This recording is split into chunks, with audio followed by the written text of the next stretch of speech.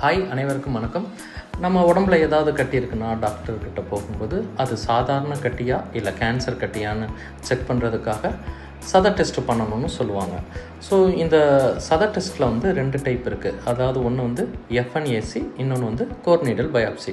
இந்த எஃப்என்ஏசிங்கிறது என்னென்னா, just needle மட்டும் விட்டு அது உள்ளார இருக்கிற செல்ஸை வந்து சக் பண்ணி அதை ஸ்லைடில் வச்சு டெஸ்ட் பண்ணி பார்க்குறது. அடுத்து பார்த்தீங்கன்னா கோர் நீடில் பயாப்சி, அதுதான் நான் உங்களுக்கு இப்போ காமிக்கிறது. இந்த கோர் நீடில் பயாப்சி யூஸ்வலாக எவ்வளோ இருக்குன்னா 22 காட்ஸ் இருக்கும். ஸோ இதில் வந்துட்டு எப்படி இந்த மெத்தட்னு சொன்னால், இதில் வந்துட்டு 2 பட்டன் இருக்கும்.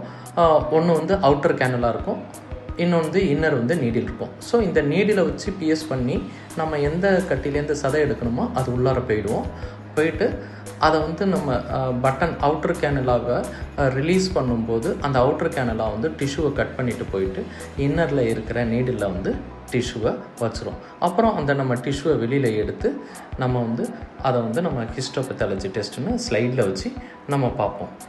ஸோ இது எப்படி பண்ணுவாங்க அப்படின்னா, யூஸ்வலாக வந்து லோக்கல் அனஸ்தீசியாவில் பண்ணுவாங்க.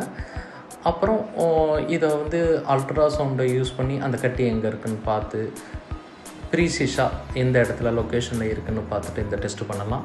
அப்படி இல்லைனா சிடியில் வந்து சிடி கைடடாகவும் இந்த சதை டெஸ்ட்டு பண்ணலாம்.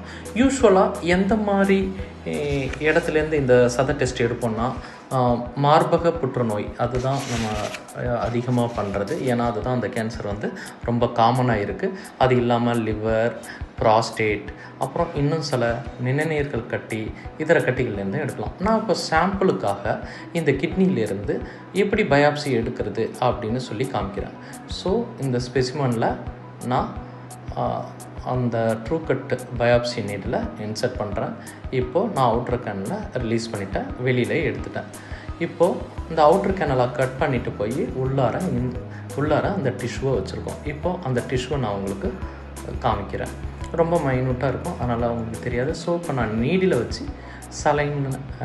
சலைனில் நான் போட போகிறேன். So now you can appreciate it.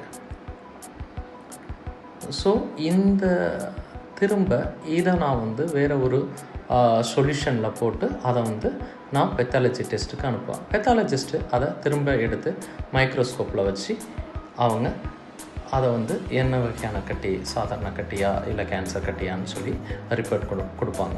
So அதை வச்சுட்டு ஃபர்தராக நம்ம மேனேஜ்மெண்ட்டு பண்ணுவோம். ஸோ உங்களுக்கு ஒரு பயாப்சி பற்றி அடிப்படையான தகவல் கிடச்சிருக்குன்னு நான் நினைக்கிறேன். நன்றி, வணக்கம்.